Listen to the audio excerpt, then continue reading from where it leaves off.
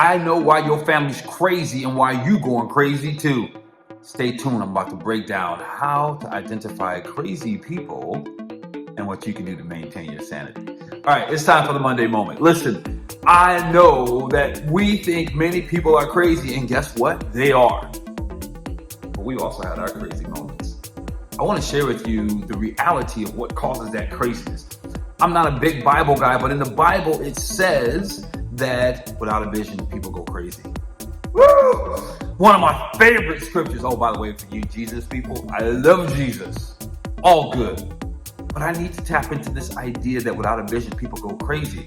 See, what happens is, to many of us, is we're cultured. We're put in this life and we start living and mama and daddy tells us, don't do this, don't do that. You know, they are trying to protect you from the junk they did and therefore overdo what they do with you in many instances. At least that's what happened to me, right?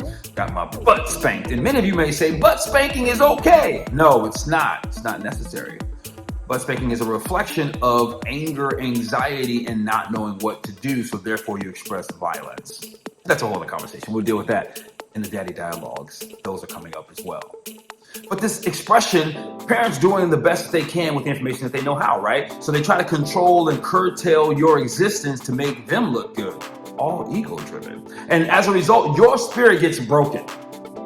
You see, in the Black community, it's really important that you understand that there are things handed down from slavery that were necessary to keep us alive back then. You literally had to take a strong-willed child and you had to somehow discipline them, break them down, just to keep them alive.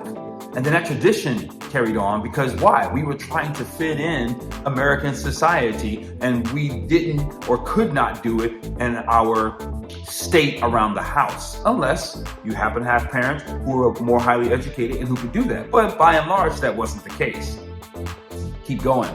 So as a result of that habit that was happening, that was abused to keep them alive at one point, it became nothing but abuse later in life. And that broke spirits. And so what I mean by that is that broke who you were, that disconnected you from being the person you were intended to be to show up in this life. Because you were assimilated, which can be a good word, but in the context of what we're talking about today, it's horrible. And anytime you're disconnected from you, the best you can offer, I would like to say is a carbon copy, but the truth is a bad actor. You've ever seen a bad movie where people try to do things and you're like, oh, this is a terrible trash movie. My amazing mother sent me one of those recently. She's like, watch this. I turned it on. I was like, my mom would like this. No, I'm an actor, and so that's why I'm super critical of the craft. Because you know, when you finally find a movie that you love, you watch it over and over again because it's believable. There's something about that believable character that engulfs, that embraces, that pulls you in. But many times, that doesn't happen for us. You see, the character I just described in the movie tends to be a mentor, a strong mother figure, a strong father figure who helps nurture who you are and bring that out of you. As compared to modeling or trying to become something just to fit in. I'm not mad at my parents. My parents did the best they knew how. I did the best. I messed up with my son. He's amazing now, but he had it rough growing up because I was trying to get him to do what I thought he needed to do so that my ego, so that our family looked good. Tell the truth. The problem with that is I was forcing things on him that wasn't him. One of the greatest secrets to parenting, or successful parenting, so we say, is to learn what's in that child and you grow to help draw it out, not force them to become. Again, we're saving that for the daddy dialogues. But for many of us, that's what's happened. And so we've lived a life apart from who we are. We're detached. No wonder only about 10 to 15% of the population have what we call self-awareness. You see, self-esteem is beautiful, but it's based on the interaction with others outside of you. Self-worth, self-value, self-awareness comes not from, I know I'm worthy. I've talked about that before. You've heard people say it. I deserve better. Blah, blah, blah. When you know, you don't have to do any of that. It's just inside of you. People, I'm gonna give you a quick example. So I know one thing about me is that I'm loved. Like that's just part of who I am, and it's pure. And because it's pure, I'm not saying I'm better than anybody else, but because it's pure, the essence of love, like my heart is tender in that regard. I don't get a bunch of trash in my inbox. I don't get a bunch of women. I may be decent looking and an actor and influential, but I don't get that level of vibration happening in my life because in that area of my life, I'm cool. But there are other areas in my life, not knowing myself, I remember specifically, I would do things not to get attention, but to try to bring significance. I remember one time I was in college and we were having this debate. It was actually during the Gulf War. We were having this debate about, is it spiritual? Is it God over here and the devil over there? And we were having this debate and some friends brought us some scripture that we were like, oh, we think it's this, maybe it's that. And I'm like, oh, it's that? Okay, I'm gonna use that as an argument. Now, what possessed me to think I was going to use some information as an argument? Other than I just wanted to help people. But I was doing it blindly and ignorantly. So I took myself over there and I said, well, you know, it could be da da da da da.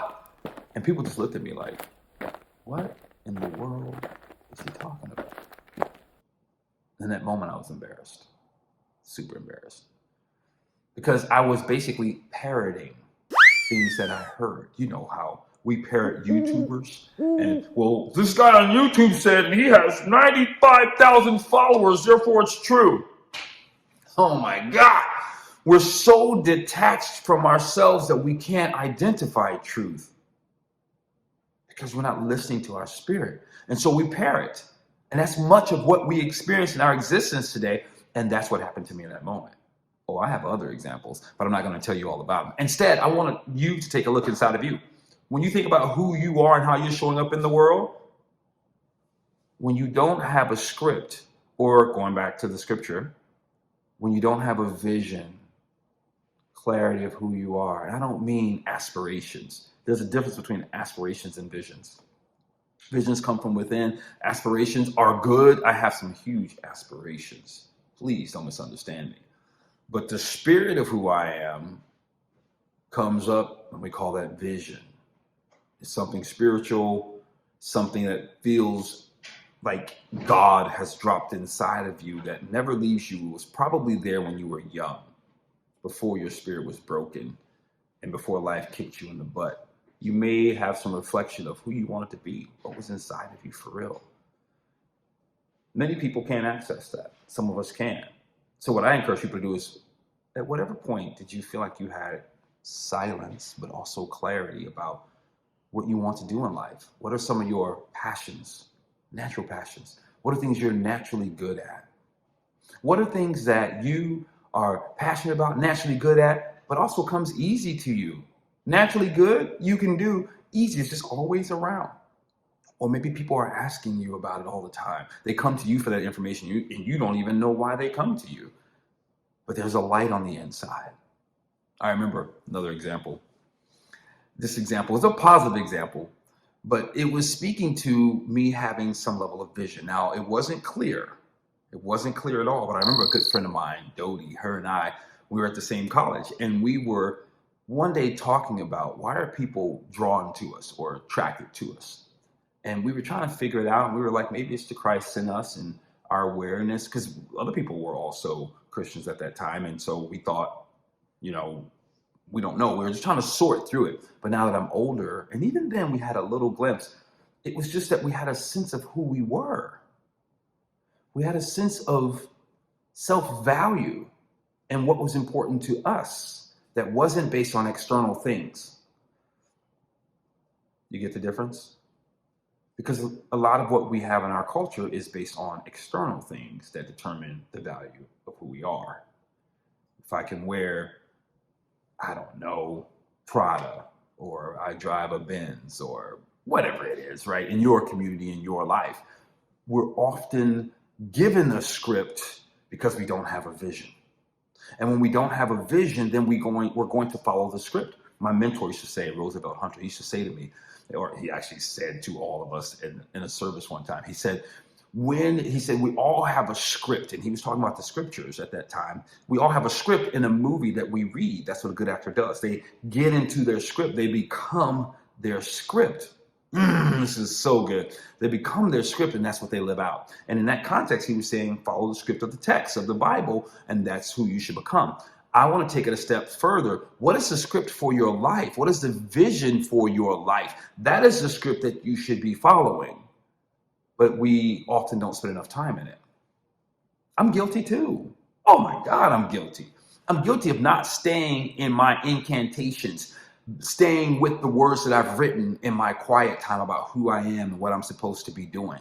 That's why when I'm in my flow, I read it over and over every day, just to keep stimulating me and reminding me of who I am, so that it helps me keep my focus on what I'm going to do and what I'm not going to do.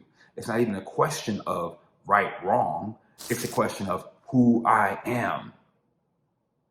But that comes with identifying the passions. That comes with seeing what comes easy. That comes with what stirs up inside of you. Oh, and one other really great question I love to ask people: what pisses you off in society? What pisses you off in society makes you angry, no matter who it's happening to? Because that might give you a clue of that space for who you are and the area in which you need to put your energy or wrap your vision around.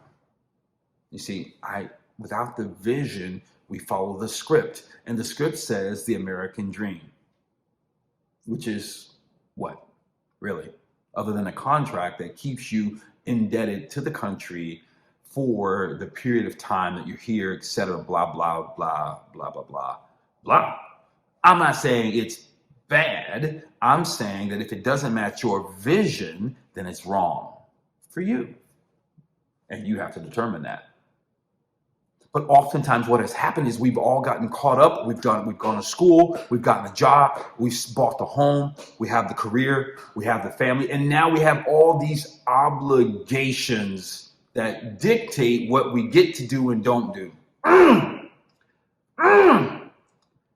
Because that obligation or those obligations are now burdens. They're like things on our shoulders that we have to carry around, and we can't, or we don't know how to let it go, because it would strip off our identity, and then who in the hell would we be?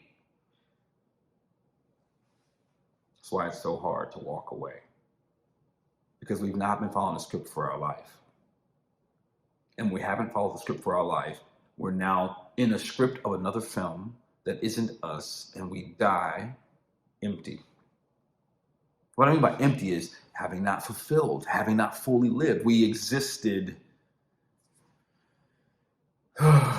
Man, I'm hoping to unravel that to get you to start thinking deeper. I know some of you at this point, you're probably thinking, you're right, Marquise, I want to get rid of this. Oh, by the way, please comment, like, and share this.